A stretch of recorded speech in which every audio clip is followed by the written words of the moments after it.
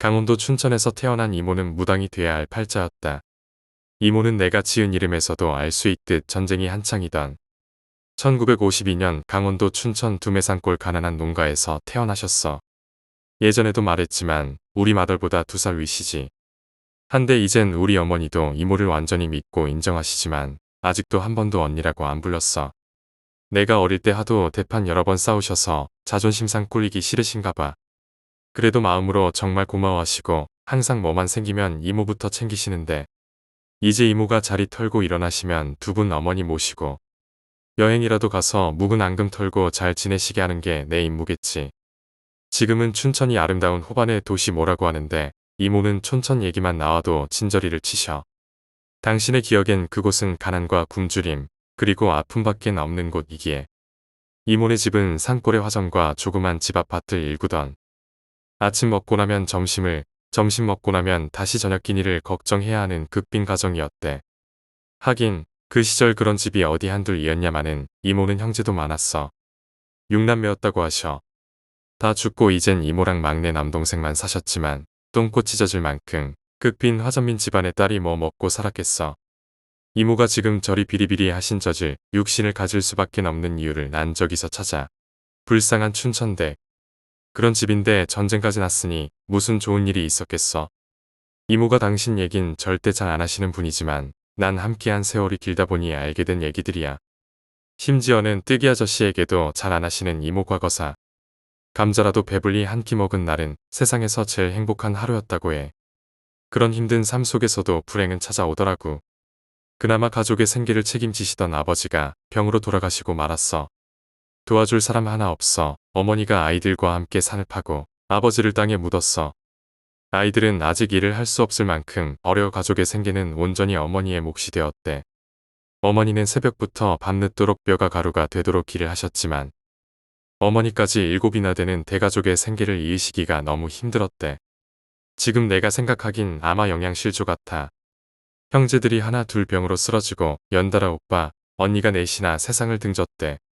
그리고는 마지막엔 결국 어머니까지 쓰러지시곤 결국 그 애를 못 넘기고는 병으로 돌아가신 거야. 밥도 못 먹는 판에 약인 듯 한 첩 쓰셨을까. 이모는 2살 어린 남동생과 함께 그 겨울 언땅을 파고는 아버지 옆에 어머니를 손수 묻으셨다고 해. 그리고는 대를 이을 남자아이가 없던 먼 친척이 찾아와 남동생만 데리고 갔대. 둘밖엔 안 남은 남매인데 같이 좀 거두어 주시. 그때 이모 나이 겨우 11살이었다더군. 11살짜리가 그 산중에 혼자 무슨 수로 살아남겠어. 몇 날을 빈집에서 혼자 사는 이모는 드디어 큰 결심을 했어. 서울로 가기로. 서울 가서 말로만 들은 식모살이를 해도 혼자 몸이니까 충분히 살 수는 있겠더래. 이모는 다음날 개나리 보찜을 치고 슬픈 기억만이 있던 그 집을 영원히 떠났어. 지금이야 길이라도 좋지. 이모는 꼬불꼬불한 산길을 걸어 서울로 향했어. 차도 별로 없지만 차비라도 있어. 11살 굶주린 소녀가 목숨을 걸고 춘천서 서울까지 길을 나선 거야. 길에서 배가 너무 고파 몇 번을 정신을 잃고 쓰러졌단다. 그리고 다시 정신이 들면 길을 나서고 그렇게 며칠을 가다가 어느 날 한 민가를 만났다고 해. 이모는 한 발자국도 더 걸을 힘이 없어 그 농가를 찾았대. 그리고 구걸을 한 거야. 뭐라도 좋으니 먹을 거 좀 달라고. 그 농가 안주인은 이모를 아무 말도 없이 쳐다보더니 방에 들이고는 감자가 잔뜩 든 감자밥 한 그릇과 간장과 김치를 내왔다고 해. 이모가 지금도 얘기하시는 이모 인생에 가장 맛있었던 음식이야. 이모나 나나 감자를 참 좋아하거든. 난 분이 폴폴 나는 파삭한 감자를 정말 좋아해. 그래서 어릴 때도 지금도 내가 가면 이모가 간식으로 감자를 많이 쪄주시거든. 이모랑 밥을 먹으면 감자밥을 많이 해 먹었어. 근데 감자밥을 하면 꼭 이모는 내겐 국이며 계란 후라이, 고기나 생선을 해주셨는데 이모는 항상 간장과 김치만으로 맛있게 식사를 하고는 하시는 거야. 어느 날 궁금해서 질문을 한 내게 저 얘기를 해주셨지. 이모가 아는 세상에서 제일 맛있는 음식이라며.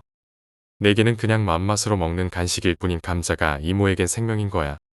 감자를 먹으면 생명을 얻는 느낌이시라며. 아주머니는 자기네도 형편이 너무 안 좋아 누굴 먹일 여력이 없지만 이모를 보는 순간 내가 쫓으면 얘는 죽겠구나 하는 생각이 드시더래. 이모는 그 집에 호의로 밥도 먹고 따뜻한 방에서 하룻밤 푹 자고는 다음날 일찍 다시 길을 나서셨대. 아주머니가 싸주신 소금 가늘한 감자밥 두덩이를 보물처럼 품에 꼭 안고서 말야. 그 두덩이에 식은 감자밥을 아끼고 아껴 먹으시며 또 몇 날을 걷고 걸어 기어이 서울로 가셨어. 하지만 목숨 걸고 찾아간 서울 땅은 이모 생각처럼 적과 꿀이 흐르는 파라다이스가 아니더래. 그때가 1962년 일 테니 오죽했겠어. 겨우 전쟁이 끝난 지 10년이 되지도 않은 시절인데 모두 못 살고 모두 굶주리던 시절이잖아. 이모는 한 끼 밥을 위해서라면 자기가 할 수 있는 모든 일을 하셨다고 해.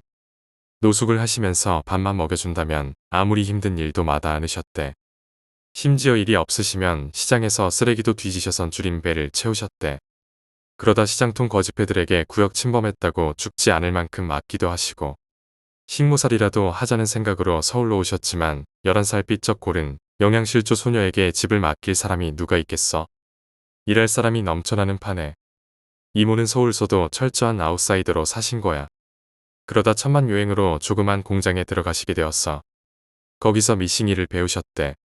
그땐 인권이니 근로자 복지 같은 개념은 아예 있지도 않은 시절이었지만 그나마 사장이 좋은 분이셔서 여공들을 위해 공장에서 가까운 집을 두어 채 사들여서 지금의 기숙사 개념으로 사용을 했나봐. 작은 방 하나에 5명도 넘게 함께 써야 했지만 그래도 따뜻한 방에 몸을 누일 수 있어 더없이 행복하셨대. 밥은 월급 받으면 얼마씩 거두어 제일 어리고 막내인 이모가 거의 도맡아 하셨대. 거의 콩나물에 김치 하나, 어쩌다 고등어나 꽁치, 갈치. 지금은 비싼 생선인 고등어나 갈치가 그 시절엔 제일 싸고 흔한 반찬이었대. 그리고 동태찌개 정도인 소박한 밥상이었지만 이모는 너무 행복했다셔. 그냥 밥을 배불리 먹을 수 있단 거 하나만으로도. 그때의 공장 일은 지금의 기준으로 보면 살인적 그 자체였어. 해도 뜨기 전 아침에 나가서는 밤에 어두워져야 들어오고 시도 때도 없는 야간 작업의 일요일도 일하기 일쑤였지만 그래도 이모는 꽤 안 부리고 열심히 일하셨어. 그렇게 10년을 일하자 이모는 어느새 모두가 알아주는 기술자가 되신 거야. 월급도 많아지고 돈도 좀 모으시고 몸도 좀 편해지셨어. 밑으로 거느린 직공들도 좀 있는 반장도 되고. 그러던 어느 날 또 불행이 찾아와. 어느 날 잠을 자고 있던 고요한 밤에 사신이 찾아왔대. 연탄가스였어. 이모가 너무 머리가 아파 깨어났더니 병원이더래. 그날 밤 가스를 맡은 5명이 다음날 아침에 아무도 안 일어나는 걸 이상하게 생각한 다른 방 사람에게 발견이 되었는데 그땐 이미 너무 늦어서 4명은 다 죽고 이모만 겨우 숨이 떨어지기 직전에 발견이 되어서 병원으로 급히 옮겨진 거래. 우리 이모 명줄 참 길지? 그렇게 이모는 질긴 명줄을 이어가셨어. 근데 그 사건 이후로 이모에게 이상한 일이 일어나기 시작했어. 이모는 병원에 만류에도 불구하고 하루 만에 퇴원을 하셨대. 의료보험도 없던 시절 이모 형편으론 병원에 맘 편히 누워 계실 수 없으셨대. 다시 그 연탄가스가 새던 집으로 돌아와 모두 출근한 후 혼자 누워 몸조리를 하셨고 바로 옆방에서 며칠 전만 해도 같이 웃고 떠들던 가족 같았던 한방 식구들을 생각하니 기가 차시더래. 혼자 살아남은 죄책감도 너무 커서 잠 못 이루다가 잠깐 선잠이 드셨다고 해. 근데 꿈결의 소리가 들리더래. 꿈결에 아이야, 넌 할 일이 많아 아직 죽고 싶어도 죽을 때가 아니다란 소리가 들리더래. 그리고 잠에서 깨서는 그냥 자신이 너무 거기에 대해 너무 생각해서 환청이 들린 거라 생각하셨어. 특별한 일도 그 뒤 더는 한동안 안 생겼고 사나흘 몸을 추스린 후 이모는 일상으로 돌아갔어. 다시 공장 일을 열심히 하며 있겠다고 더 일에 열중하신 거야. 그렇게 얼마간 지난 후 이모에게 슬슬 일이 생기기 시작한 거야. 이모가 잠이 들면 꿈인지 현실인지 모르게 많은 사람이 꿈속에 나오더래. 그리고 그 사람들 하나하나가 다 이모에게 서로 어필을 하더래. 넌 날 받아 모셔야 한다고. 그렇게 이모에게 서로 자기 어필을 한 이름 모를 사람들이 박터지게 싸우기 시작했다고 해. 그 사람들은 서로 이모를 차지하려고 구애를 한 신들이었고 이모를 사이에 두고 신들은 전쟁을 시작했어. 이모가 그런 꿈을 꾸기 시작하시면서 이모의 일상에도 변화가 생기기 시작했어. 이모는 자기도 모르는 사이에 자기 주변에 있던 사람들에게 이모도 의도치 않은 뜻 모를 얘기를 하기 시작하셨어. 오늘 어디로 가지 말라는 둥, 뭐뭐 하면 다칠 거라는 둥. 심지어 낙태를 고민하던 어떤 여공에겐 그애 지우면 이 팔자에 더는 애가 없을 거라는 둥. 친한 사람도 아니었고 그 사람 주위에 친한 사람들도 아무도 눈치채지 못했는데 말야. 그렇게 방언이 터져선 주위 사람들에게 말하고 다니기 시작하자 어떤 이는 충격받아 미쳐가는 거라 했고 좀 아는 이들은 무병, 신병이 든 거라고 수근거리기 시작했어. 이모는 본인이 왜 그런 얘기를 했는지도 모르겠더래. 그냥 자기가 아닌 다른 누군가가 자기 몸만 빌려 얘기라는 기분이더래.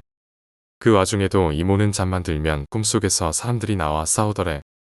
옛날 갑옷 입은 장군 복장을 한 사람, 선비 복장을 한 사람, 화려한 관복을 입은 사람 등등. 이모는 잠을 제대로 자질 못해 안 좋은 몸이 더 안 좋아지셨어. 어떤 날은 밀싱 작업 중 졸다가 자기 손가락에 박음질도 하시고, 곁에서 지켜보던 오래 같이 지낸 친구들이 이모에게 무당을 한번 찾아가 볼 것을 권하였다고 해. 이모는 처음엔 완강히 거부했대. 험난한 인생 어떤 도움도 없이 스스로의 힘으로만 살아남으신 이모는 그 시절엔 철저한 무신론자셨다고 해. 신은 개뿔 똥이다 하는 마인드로 사시는. 하지만 실제 자신에게 일어나고 있던 일이며 매일 잠만 들면 꿈속에서 난리가 나니 이모도 마냥 손 놓고 기다리실 수만은 없으셨대.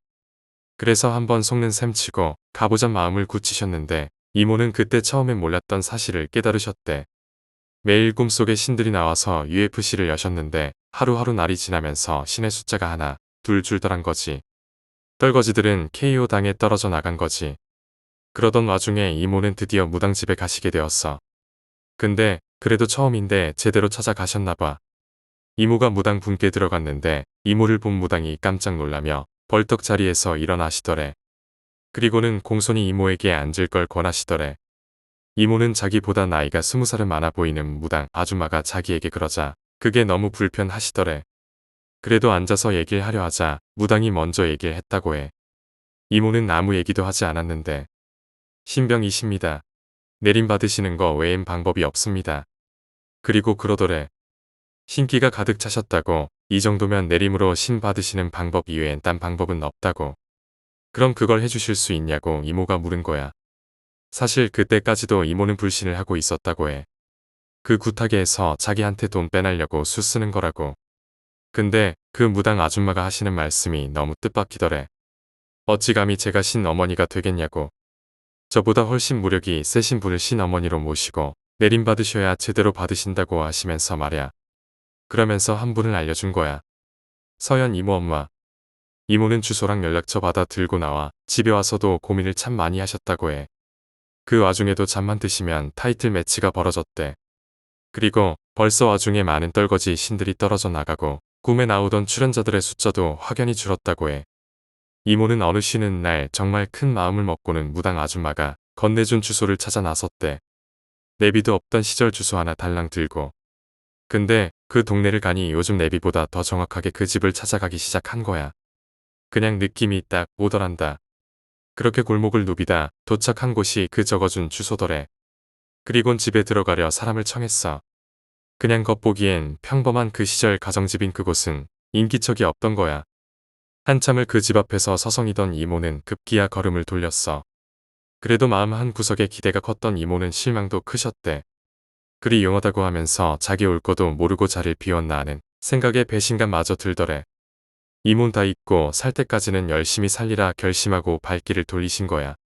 그렇게 터벅터벅 힘없이 걸어 버스를 타려고 정류장으로 향하던 때였어.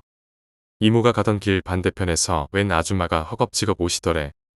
그리고 둘이 스쳐 지나갔지. 그런데 이모가 그 아줌마를 지나는데 서늘한 기분이 들었어. 그리고 둘이 엇갈려 몇 걸음 안 가서는 그 아줌마가 이모를 급히 불러 세우더래. 처자, 나 좀 봐. 그러시더니 아무 말 없이 이모를 이모저모 한참 살피시더래. 아무런 말도 없이 말야. 그리곤 입을 떼시더래. 내 신딸 해라. 그리고 그러시더래. 사람이 살면 흔적을 남기고 가야 하는데 말년에 너 만난 건 내 마지막 일인 것 같다고. 근데 더 웃긴 건 우리 이모야. 그 얘기를 들었을 때 세상서 느껴보지 못한 제일 편한 기분이더래. 그냥 그분이 내 엄마 같은 기분. 이모는 그 얘기를 듣고 다니던 공장을 미련 없이 그만두고는 그 집으로 들어가셨다고 해. 그날부터 그분의 신딸로 사신 거지. 그 집에서 사시면서 제대로 된 무당이 되기 위한 수업을 하신 거지. 이모가 그때 집에 갔을 때 못 본 건 신엄마인 서연이 이모네 엄마가 기도 가셨을 때 간 거였는데 엄마 꿈에 모시는 신이 오셔 그러더래. 미친년아. 지금 기도하고 있을 때냐고. 빨리 집에 가라고. 그리고 이모는 그분의 제자 이자 신딸로 사셨대. 신딸? 그거 식모나 별 다른 거 없어. 그냥 그 집 종인 거지. 근데 그때 그 집 외동딸이랑 친해진 거야. 그 양반이 서연 이모야. 신기는 전혀 없어 보이는 그 애가 간혹 툭툭 던지는 한마디가 이모에겐 비수처럼 꽂히더래.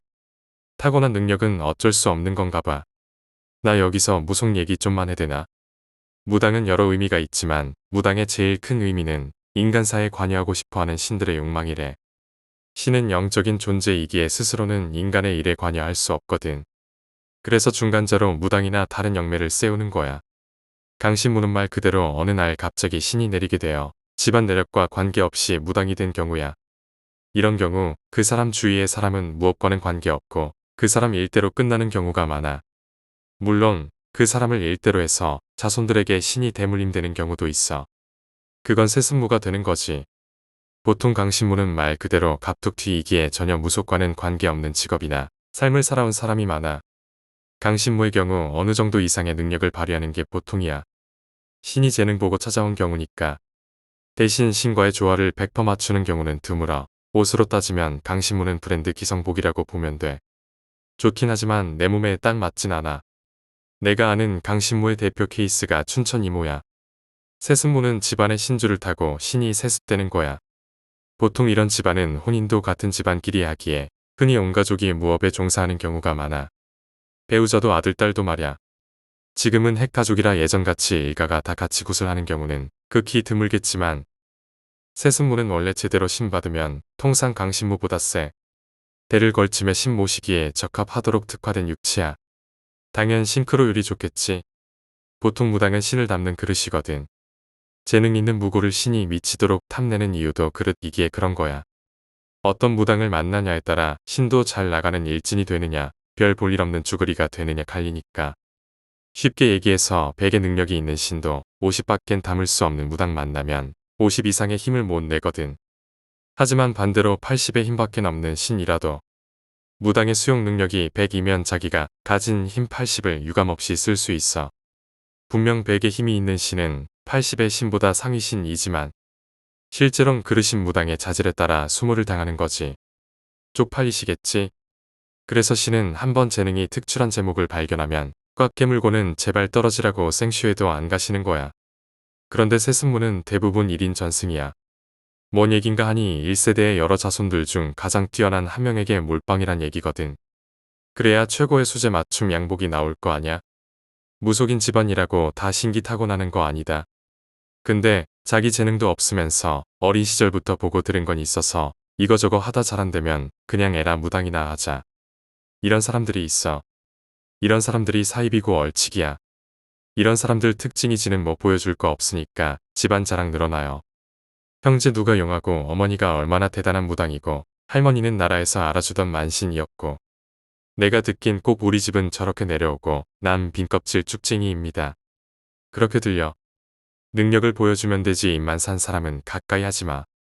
서연 이모네 엄마를 신 어머니로 모시고 정식 무당이 되기 위해 수업을 받으시며 제일 처음 하신 게 소위 말하는 춘천 이모 누름굿이었대.